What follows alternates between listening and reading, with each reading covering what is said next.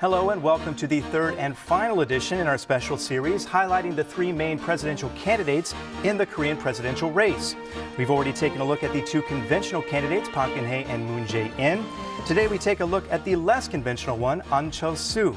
How did this political novice become a presidential contender? To answer that question and more, we're joined now by Ahn Cheol-soo's deputy spokesperson, Cho Hee-kyoung. Ms. Cho, thank you so much for taking the time to be with us here today. 안녕하세요. It's a pleasure to be here. And we truly do appreciate it because I assume the last couple of days have been extremely hectic for you and your campaign. Negotiations with the Moon Jae-in camp to pick a single candidate fell apart on Wednesday after your side walked out. Tell us why. What happened exactly? Well, I would say it didn't quite fall apart. We suspended the talks on the deciding on the rules in selecting the candidate, but the process on the joint declaration for new politics, those discussions are still ongoing, and also the other two groups on the policies, on foreign policy and also the economic policy are still taking place. So I wouldn't quite say they are falling apart. So maybe not falling apart, but definitely a snag in the negotiation process, I think it's safe to say. You call this a suspension. How long are we talking about, and what exactly are you looking for from the Moon Jae-in camp to get back to the matter of negotiations? You know, it's a difficult thing to hold these kind of very important and very serious talks in full glare of publicity. And I think both sides knew that it was going to be difficult. And this is why originally when the two candidates met together, they agreed on the basic rules and the frame in which these talks are going to take place. You know, there were a set of 7 rules that they had agreed on. But as with anything, obviously there's going to be differences, but for an agreement to take place, you have to have trust on both sides.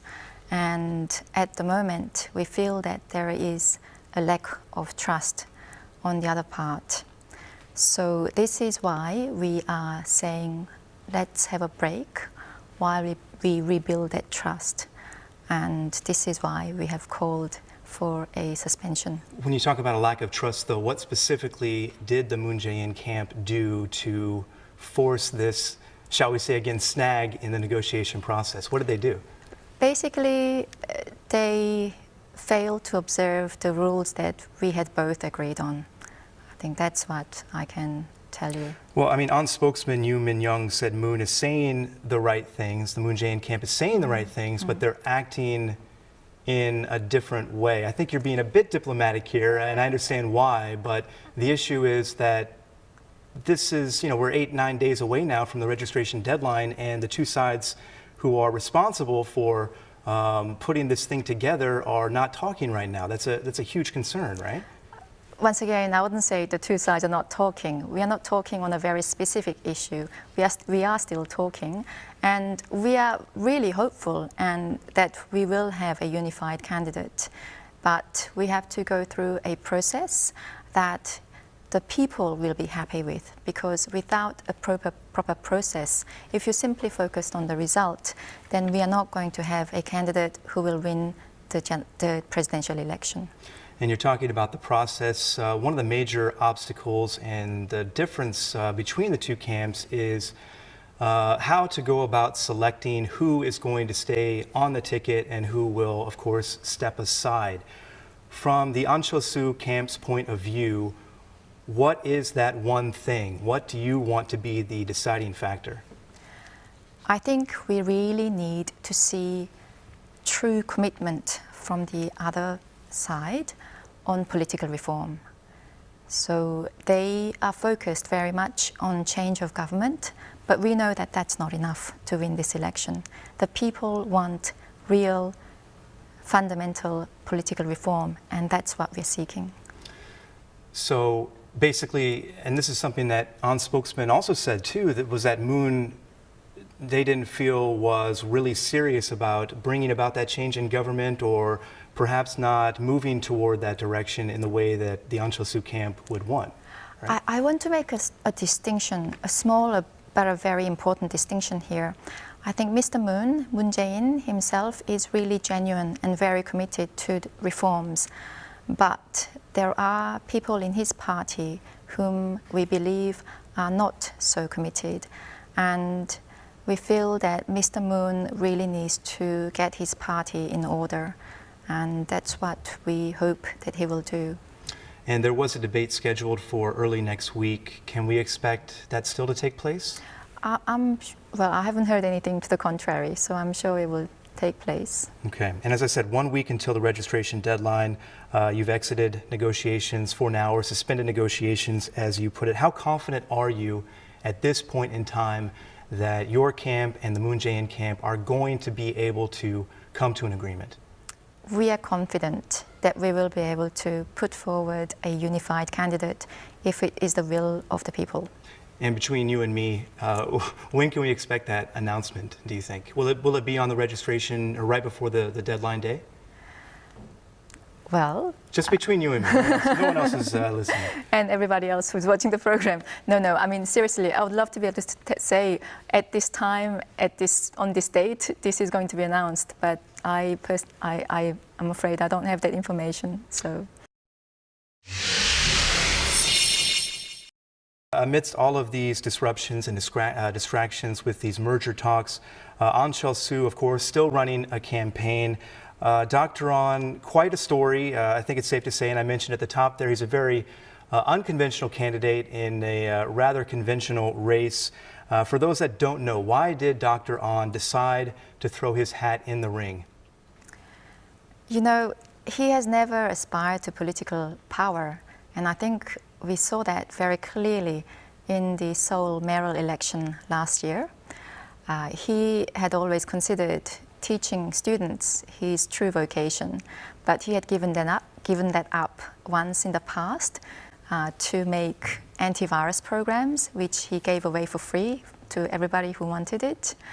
And now I think he really felt that we needed a change, that the people really wanted real change of the existing political system.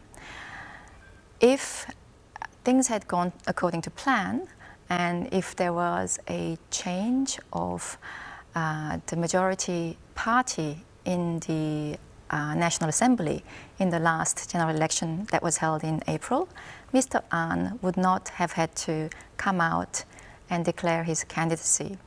And having watched him at close quarters throughout this campaign, it's a significant personal sacrifice that he's making, really to answer the call of the people. So why has he declared his candidacy? The answer is very simple. He wants political reform as well as change of government. And I don't think anybody disputes that Dr. Ahn is a smart person or that he's a good person, but people do wonder if he is the right person at this point in time to lead the country, considering he has no political experience. And that's a major question that people are asking right now with just a month to go before the election. What would you say to those people who have their doubts about Ahn Cheol-soo as a president, as being someone that's going to lead the country? Having no political experience in this election is actually a huge plus rather than a negative. People are really sick and tired of existing political system, existing politicians who seem really to be serving their own interests rather than the people's. And so, although he does not have actual political experience, he's not here to play the political game. He's actually here to change politics as is. And so, from that perspective, he is the only right person for the job. And I think there's no doubt that him becoming president, of course, would be a big change for the country. Korea's never had a president like Ahn Cheol-soo before, but people do wonder how specifically is he going to make that change if he becomes president? What specifically is he going to do to change the dynamic? Let me just give you one example. He's already bringing changes to the current political system and the structure. So people are now talking about political reform, which would never have been an issue without Mr. Ahn bringing it up. People are talking about economic democratization, which would also not have been an issue in this election. And more concretely, we have engaged in a countrywide process where we've been listening to the people and what they want in terms of government policy. Last Sunday, we released our party platform. This is Ahn Cheol-soo's promise. So before he declared his candidacy, he actually published a book called Ahn Cheol-soo's Thoughts, where he wrote down his thoughts about where our society, where our country should be headed. And he said that if people agreed with his thoughts, then he would really seriously consider running for presidency. And the response was what you have seen. And the thoughts have now become promise. And this platform is a result of more than 200 people's forums, or fora, if you will, around the country, where everyone from high school students to 70-year-olds, farmers have participated and suggested ideas, brought up issues, asked questions, raised problems for the government to solve. So there was one 17-year-old schoolgirl who said government always makes policies for young people without ever consulting the young people. And she participated in the forum. There was an old farmer who made a suggestion of how young people can come to the countryside and help with the farmers. So this is a result of the people taking part in the actual process of making policy. And it's actually disappointing that for a country as advanced as Korea, that this is the first time that a presidential candidate has released such a platform. And obviously advocating for change while you're running for president, much easier than actually making change while you are president. I think a lot of people, so that cynicism sort of creeps into their mindset. When they hear things like this, they think, this is the way things are now. You really can't change them. But Ahn Cheol-soo, and you are saying that things really can change, that things like corruption and the abuse of business practices, realistically, they can be changed, is what you're saying. Absolutely, and why not? I would flip that question and ask this. The Saenuri Party is the party in power. They have the majority in National Assembly. Right now, they're promising economic democratization, they're promising to get rid of privileges for parliamentarians, they're promising taking away immunity. If they wanted to do all of those things, they can actually pass laws to implement that. So why are they not doing that now? So Ahn Cheol-soo will implement laws to make those changes should he become president, is what you're saying? He would make changes. He would implement laws to make the changes that he has promised, because these are the promises that the people have asked him to make. And Ahn Cheol-soo once said that competing with the existing political forces is like David battling Goliath. Goliath, in this case, views David, or Ahn Cheol-soo in this case, as being someone who's going to rock the boat. They think that he is going to be someone that's going to damage the status quo and sort of make things difficult for them in a lot of ways. How is Ahn Cheol-soo prepared to stand up against those very strong, very powerful forces that are perhaps going to push back against him when he comes into power? That's a big question. That's always the big question. But that doesn't mean that we cannot make reforms and make changes. This might be an extreme example, but in the 1800s, slavery was an accepted form of ownership of people. And lots of people supported that policy. And there are entrenched interests and people who enjoy existing privileges who are always going to resist changes. But if you're really going to serve the interest of the people, then that's what you need to do. You need to fight against entrenched systems. You need to fight against privileges. You need to ask those people to give up things so that others can also enjoy equal opportunity.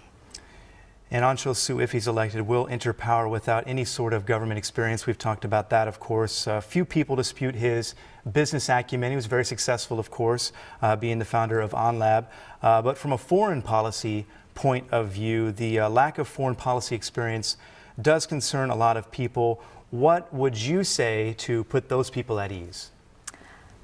Just because you have not actually practiced foreign policy in government does not mean that you lack acumen as a person who has an international perspective, who is aware of the world around you, and who is also able to deal with the difficult issues that our country faces.